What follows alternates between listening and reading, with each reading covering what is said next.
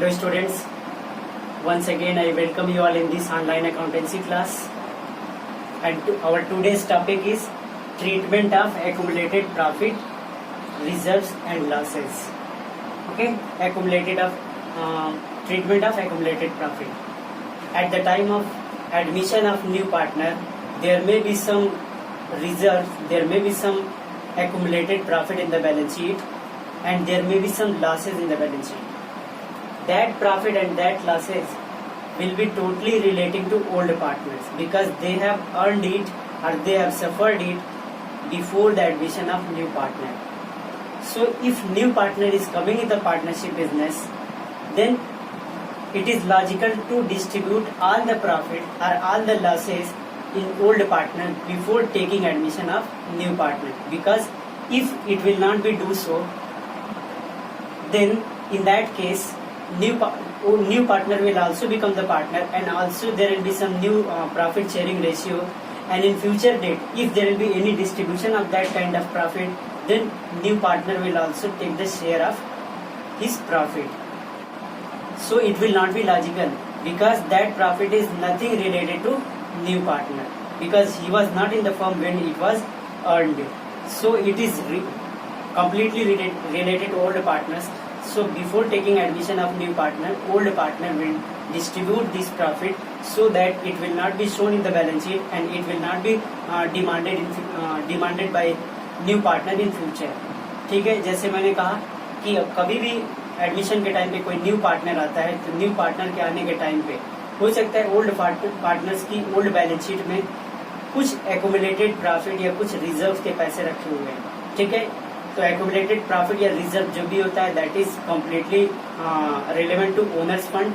ठीक है ना, ओनर्स फंड यानी ओनर का पैसा होता है. अगर उस रिजर्व के पैसे की जरूरत नहीं पड़ेगी तो फ्यूचर में किसको दिया जाएगा, ओनर को दिया जाएगा. तो सपोज ए बी पार्टनर से सी की एंट्री हो रही है और सी की एंट्री के टाइम ए और बी की जो बैलेंस शीट है उसमें रिजर्व दिया हुआ है 50,000 रुपीज का. ठीक है, इसी तरीके से प्रॉफिट का अमाउंट दिया हुआ है, profit and loss credit balance होता है. ठीक है ना, तो उसमें दिया हुआ है 20,000 रुपीज. तो टोटल मिला के 50 प्लस 20 70,000 रुपीज का प्रॉफिट शो कर रहा है. अगर ऐसी बैलेंस शीट में इसको छोड़ दें और सी की एंट्री दे दें पार्टनरशिप फॉर्म में, तो सी जब पार्टनर बन जाएगा तो सी के पार्टनर बनने के बाद अब फ्यूचर में कोई भी डिस्ट्रीब्यूशन होगा, चाहे वो प्रॉफिट का चाहे वो लॉस का, तो सी को अपना रेशियो, सी को भी अपना शेयर उसमें मिलेगा. ए और बी सोचेंगे कि सी की एंट्री से पहले अगर हमने अपने प्रॉफिट को डिस्ट्रीब्यूट आपस में नहीं किया तो बाद में सी का भी क्लेम हो जाएगा उस प्रॉफिट अमाउंट पे और सी को भी देना पड़ेगा. तो इसीलिए क्या किया जाता है, जब भी न्यू पार्टनर पार्टनरशिप फॉर्म में आता है उसके आने से पहले ही अगर कोई प्रॉफिट अमाउंट होता है तो ओल्ड पार्टनर्स अपने ओल्ड रेशियो में क्रेडिट कर लेते हैं अपने कैपिटल में. इसी तरीके से अगर कोई लॉस का पोर्शन होता है तो वो लॉस पार्टनर्स अपने रेशियो में सफर कर लेते हैं, क्योंकि सी आने के बाद उस लॉस को सफर नहीं करेगा, क्योंकि बोलेगा ये लॉस मेरे रहते नहीं हुआ इसलिए ये आपका है. तो इसलिए एंट्री से पहले ये सारी चीजें करनी पड़ती है कि रिजर्व और लॉस. अब उसके बाद हम एक्यूमुलेटेड प्रॉफिट में क्या क्या आइटम हो सकता है एक बार देखते हैं.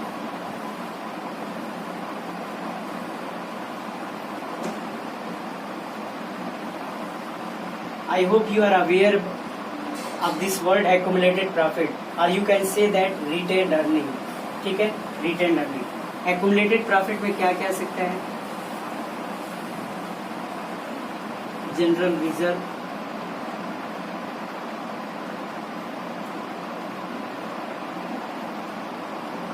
रिजर्व फंड,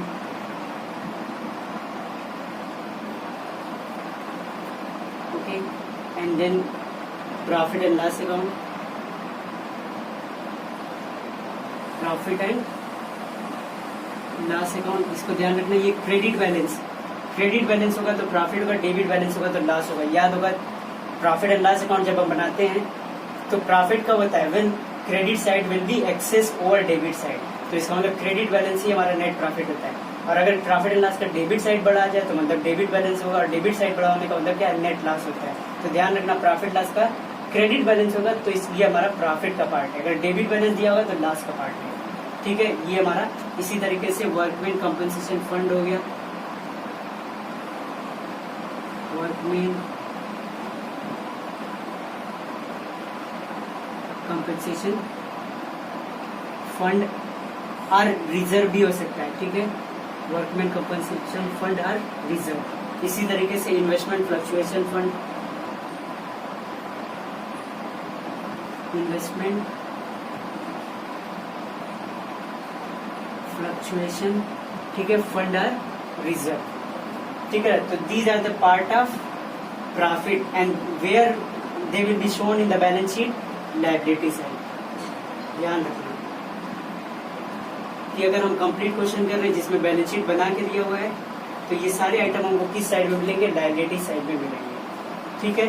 अगर नहीं बैलेंस शीट नहीं दिया हुआ है तो डायरेक्टली ऐसे लिख देगा कि जनरल रिजर्व 50,000 था न्यू पार्टनर के एडमिशन के टाइम, रिजर्व फंड में 20,000 रुपीज थे, इस तरीके से, ठीक है। अब हमारे एक्यूमुलेटेड लॉस क्या होते हैं वो भी देख लेते हैं। एक्यूमुलेटेड लॉसेस, ठीक है, इसमें मेनली क्या होता है, एडवर्टीजमेंट। पहले तो हमारा profit and loss debit balance हो जाएगा, प्रॉफिट एंड लॉस अकाउंट दिया होगा कैसा, डेबिट बैलेंस, डेबिट बैलेंस। यहाँ क्या है, क्रेडिट बैलेंस है, डेबिट बैलेंस मतलब लॉस होगा, ठीक है। इसी तरीके से एडवर्टीजमेंट सस्पेंस अकाउंट होगा, अनअमोर्टाइज्ड पोर्शन एडवर्टीजमेंट सस्पेंस अकाउंट, ठीक है। इसी तरीके एडवर्टीजमेंट सस्पेंस अकाउंट हो गया। इसी तरीके से कभी कभी इसमें डिफर्ड रेवेन्यू एक्सपेंडिचर दे देगा, ठीक है, डिफर्ड रेवेन्यू एक्सपेंडिचर,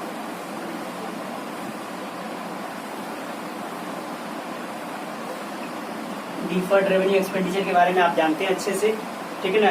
कोई भी हैवी एक्सपेंडिचर जिसका बेनिफिट कई सालों तक मिलता है तो हर साल क्या करते हैं, एक कुछ पोर्शन प्रॉफिट लॉस में डेबिट साइड में दिखाते हैं, रिमेनिंग पोर्शन जिसको अनएमोर्टाइज्ड पोर्शन बोलते हैं that will be shown in balance sheet. जो अनएमोर्टाइज्ड पोर्शन होगा वही हमारा क्या होता है, लॉस माना जाता है, ठीक है ना। और कहीं ना कहीं हम देखेंगे तो डिफर्ड रेवेन्यू एक्सपेंडिचर का ही पार्ट होता है क्या, एडवर्टीजमेंट सस्पेंस अकाउंट। तो हमारा ये सब अगर इस तरीके का नाम होगा तो ये क्या है, ये सब के सब लॉस है। और ये हमें किस साइड में मिलेगा बैलेंस शीट के, ये एसेट साइड पे मिलेगा। अब ध्यान रखना जब बैलेंस शीट बना के दिया होगा तब हमें इसके आगे प्रॉफिट एंड लॉस के आगे डेबिट और क्रेडिट बैलेंस नहीं दिया होगा। तो अगर if it will be shown on liability side then we will treat it as profit, and if we will get profit and loss on asset side then we will assume that it is loss for the partnership form, ठीक है। अब accumulated profit loss के बारे में हमने जान लिया तो हम जानते हैं कि इसकी जर्नल एंट्री क्या करेंगे, इसको ट्रीटमेंट कैसे करेंगे, ठीक है। ये क्लियर है कि ये पैसा जो भी हमें रिसीव होगा, ठीक है, या जनरल फंड रिजर्व फंड का जो भी पैसा होगा ओनर्स को जब डिस्ट्रीब्यूट होगा तो क्या करेंगे, जर्नल एंट्री में जब भी पार्टनर को कोई गेन और कोई प्रॉफिट अमाउंट देना होता है तो पार्टनर्स का कैपिटल क्या करेंगे, इट विल बी क्रेडिटेड। तो डेबिट क्या होगा, जिसके थ्रू पैसा मिल रहा होगा, जनरल रिजर्व है, लायबिलिटी है, अब इसको खत्म करेंगे, लायबिलिटी का बैलेंस क्रेडिट होता है, ठीक है। खत्म करने के लिए क्या करेंगे, रिवर्स कर देंगे, यानी general reserve account debit to old partners capital account, जितने होंगे to A's capital account to B's capital account and in old ratio. याद रखना ये भी हमारा बटेगा तो ओल्ड रेशियो में,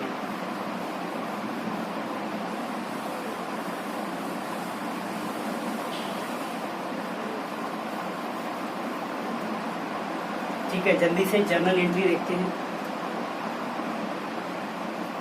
ठीक है ना। एक्यूमुलेटेड प्रॉफिट के केस में क्या क्या क्या डेबिट हो सकता है, ठीक है। Profit and loss account debit, general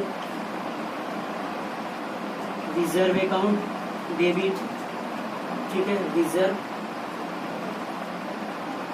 fund account debit. इसी तरीके से हमारा और भी लिखा workman compensation fund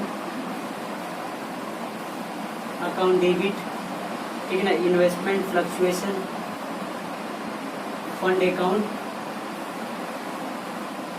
debit to old partners capital or current account, okay. याद रखना यहाँ पे लिख लो ओल्ड रेशियो, ठीक है। ओल्ड रेशियो में डिस्ट्रीब्यूशन होगा पार्टनर्स को, इसी तरीके से लॉस का डिस्ट्रीब्यूशन करेंगे, एक्यूमुलेटेड लॉस का, तो क्या क्या डेबिट हो सकता है। ठीक, अब देखो लॉस डिस्ट्रीब्यूट करेंगे तो in that case partners capital will be debited, तो लिखेंगे old partners capital, old partners capital account debit to, last में हमारा क्या क्या हो सकता है, ठीक है ना, प्रॉफिट एंड लॉस अकाउंट, इसी तरीके से टू एडवर्टीजमेंट सस्पेंस अकाउंट जो भी अभी मैंने लिखा, ठीक है ना। लास्ट का एक और पोर्शन हमने लिखा था to deferred revenue expenditure account, deferred revenue expenditure,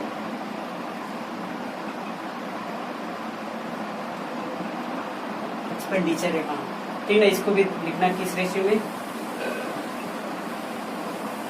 old ratio में डिस्ट्रीब्यूट करेंगे ओल्ड पार्टनर्स को, ओके।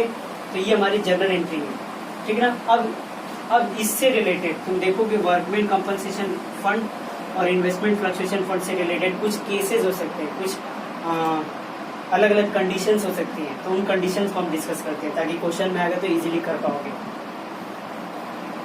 ठीक है। ये जनरल एंट्री समझ में आई होगी। यही चीज अगर हमें पार्टनर्स कैपिटल अकाउंट भी बनाने के लिए कहे तो पार्टनर्स कैपिटल की डेबिट है, डेबिट साइड में जाएंगे क्या लिखेंगे, to profit and loss account, ठीक है। और जिस पार्टनर का जितना होगा तो उनके डेबिट साइड में लिखते चले जाएंगे। ऐसे ही प्रॉफिट होगा तो क्रेडिट साइड में जाएंगे और लिखेंगे बाई प्रॉफिट एंड लॉस या बाई जनरल रिजर्व जो भी है।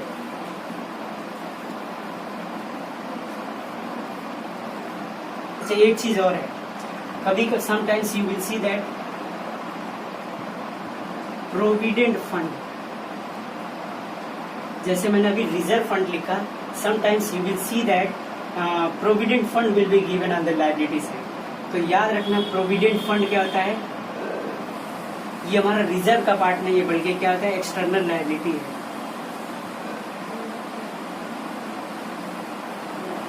एक्सटर्नल लायबिलिटी होता है, इसका पूरा नाम क्या होता है, एम्प्लॉइज प्रोविडेंट फंड, ठीक है। एम्प्लॉइज प्रोविडेंट फंड जो कि एम्प्लॉइज को दिया जाता है, प्रोविडेंट फंड जो उनका पीएफ का पैसा होता है, ठीक है ना कहीं ये किससे रिलेटेड होता है, एक्सटर्नल लायबिलिटी है फर्म की, एम्प्लॉइज को कभी न कभी से वापस देना होगा। तो इसीलिए ये एम्प्लॉइज से रिलेटेड है, ओनर से रिलेटेड नहीं है, इसलिए इसको हम डिस्ट्रीब्यूट नहीं करेंगे। याद रखना अगर एम्प्लॉइज प्रोविडेंट फंड या प्रोविडेंट फंड अगर बैलेंस शीट में दिया हुआ है, बाकी सारे लॉस और बाकी सारे रिजर्व और प्रॉफिट को डिस्ट्रीब्यूट कर देंगे, इसको ऐसे ही छोड़ देंगे as it is balance sheet में, ठीक है। याद रखना ये हमारा एक्सटर्नल लायबिलिटी होता है, ओनर फंड नहीं है। जैसे जनरल रिजर्व फंड है उस तरीके से ये चीज नहीं होती, employees provident fund that is different thing.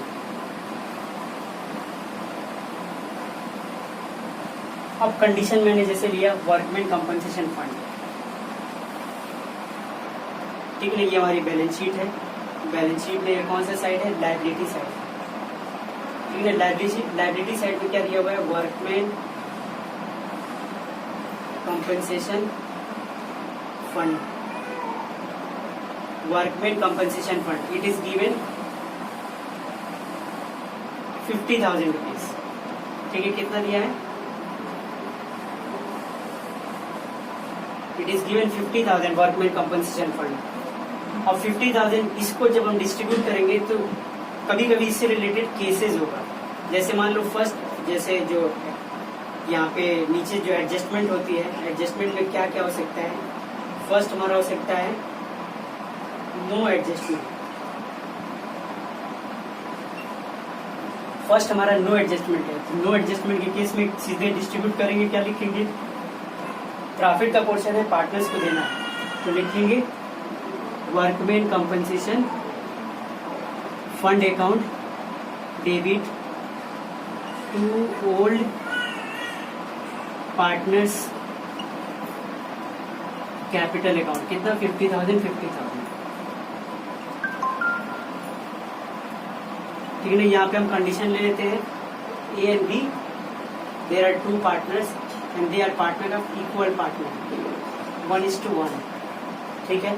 इसी तरीके से सेकेंड इसमें कह सकता है, अच्छा वर्कमैन कंपनसेशन फंड, पहले हम डिस्कस करते हैं वर्कमैन कंपनसेशन फंड है क्या, ठीक है ना। You all have already studied in class 11 that reserve, there are two types of reserve, general reserve and specific reserve. Specific reserve are that reserve which are created out of profit for some special purpose. ठीक है ना, तो ये हमारा specific reserve का part है, workman compensation reserve और fund. It is created in business to compensate the employees on the happening of some events or some incidental happening. Compensation amounts are to be paid to the employees. Means it is mainly created in business for compensating the employees on the happening of some certain events. तो जब employees को payment करने के लिए बनाया जाता है, ठीक है ना, यानी एम्प्लॉइज को अगर कंपनसेशन की जरूरत पड़ेगी तो कंपनसेशन अमाउंट इसी से दिया जाएगा, नहीं जरूरत पड़ेगी तो ओनर्स पैसा लास्ट में, अगर बिल्कुल जरूरत ना पड़े और उस केस में पार्टनर एंट्री करने मतलब एडमिशन लेने लगे नया पार्टनर, तो ओल्ड पार्टनर अपने ओल्ड रेशियो में डिस्ट्रीब्यूट कर देंगे। तो यहाँ 50,000 जब आ रहा है, पहले केस कह रहा है कि नो एडजस्टमेंट। इसी तरीके से सी के आने के टाइम ऐसा भी तो पता लगेगा कि नहीं हमारे पास कुछ कंपनसेशन क्लेम है, वर्कर्स की तरफ से कुछ कंपनसेशन डिमांड है, तो फिर हम क्या करेंगे, जैसे दिया हुआ है वर्कमैन कंपनसेशन क्लेम दिया हुआ है कितना रुपीस 20,000, कितना दिया है वर्कमैन कंपनसेशन क्लेम, यानी पता लग रहा है 50,000 का तो हमारे पास फंड था जिसमें से क्लेम अमाउंट कितना हो गया 20,000, मतलब वर्कर्स को 20,000 रुपीज का पे करना है। ठीक है ना, ये हमारी सेकंड केस है। तो सबसे पहले हम क्या करेंगे, इस वर्कमैन कंपनसेशन फंड से इस क्लेम को पूरा करेंगे। तो लिखेंगे वर्कमैन कंपनसेशन फंड और रिजर्व अकाउंट डेबिट, कितना दिया हुआ है टोटल 50,000। इसमें से सबसे पहले किसको देंगे, मैंने कहा क्लेम को पूरा कर देंगे, वर्कमैन कंपनसेशन क्लेम अकाउंट। ठीक है ना, क्लेम में कितना जाएगा 20,000। ठीक है, 50,000 में से पहले जो पर्पस था क्लेम अमाउंट देना था दे दिया, अब कितना बचा 30,000, remaining 30,000 old partner will distribute in their old ratio. तो लिखेंगे टू इज कैपिटल अकाउंट, ठीक है, और टू बीस कैपिटल अकाउंट, कितना कितना 30,000 बचा, इक्वल आएगा तो 15,000। ठीक है, ये हमारा केस बनता है। इसी तरीके से थर्ड केस क्या बन सकता है, ठीक है ना, workman compensation claim rupees 50,000, reserve भी हमारा इतना ही है, वर्कमैन कंपनसेशन जो क्लेम अमाउंट है यानी वर्कर्स को जो कंपनसेट करना है वो भी 50,000 पता लग रहा है कि 50,000 वर्कर्स को देना है। तो इसका मतलब जब वर्कर्स को देना है, पहला तो पर्पज यही है, तो वर्कर्स को पूरा देंगे, यानी फिर 50,000 में से 50,000 पूरा देंगे, तो पार्टनर्स को डिस्ट्रीब्यूट करने के लिए कुछ भी नहीं बचेगा। तो थर्ड एंट्री हमारी क्या हो सकती है, workman compensation fund account debit, ये हमारा 50,000। ठीक है ना, अब देखो लायबिलिटी है, लायबिलिटी खत्म होती है, लायबिलिटी क्रेडिट बैलेंस होता है, जब इसको खत्म करते हैं तो क्या करते हैं, डेबिट करते हैं, इसलिए इसको डेबिट कर रहे हैं। टू इसको देंगे वर्कमैन कंपनसेशन क्लेम अकाउंट। ठीक है ना, टोटल 50,000 का क्या हो गया, क्लेम हो गया। ठीक, यानी अब 50 में से 50 पूरा क्लेम में चला गया, बचा कुछ नहीं, इसलिए ओल्ड पार्टनर्स को यहाँ पे क्रेडिट नहीं करेंगे। एक और लास्ट केस क्या बन सकता है, जब क्लेम अमाउंट फंड से ज्यादा हो जाए। ठीक है ना, वर्कमैन कंपनसेशन क्लेम अगर दे दे कितना, जैसे मान लीजिए 50,000 है, 60,000 है, रिजर्व तो हमारे पास 50,000 था, क्लेम अमाउंट यानी वर्कर्स को एक्चुअल में कंपनसेशन अमाउंट कितना पे करना है 60,000। तो दैट मीन्स फर्म का तो यहाँ पे लॉस हो रहा है ना, पहले से हमारे पास 50,000 अमाउंट रखा हुआ है, 60,000 का पेमेंट आ गया, कहाँ से हम पूरा करेंगे, कौन सफर करेगा, मतलब एक्चुअल में कितने का लॉस हो रहा है 10,000 का, 60,000 के लिए 50,000 हमारे पास रखा हुआ है रिजर्व के फॉर्म में, बस 10,000 रुपीज नहीं रखा हुआ है, तो इसका मतलब फर्म का ये लॉस है। कौन देगा 10,000 रुपीज, ओल्ड पार्टनर्स। ठीक है ना, तो partners they will suffer this loss in their PSR। ठीक है ना, तो इसलिए हम क्या लिखेंगे, वर्कमैन कंपनसेशन फंड में से जब पैसा निकालेंगे तो इसमें कितना है 50,000 से डेबिट करेंगे। ठीक है, और कहाँ डालना है, वर्कमैन कंपनसेशन क्लेम में, to workman compensation claim account.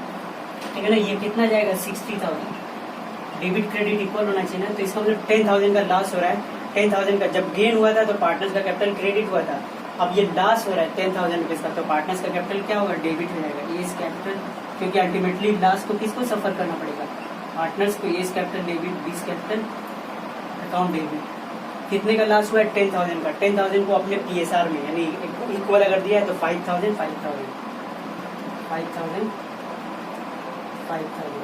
हो गया 60,000।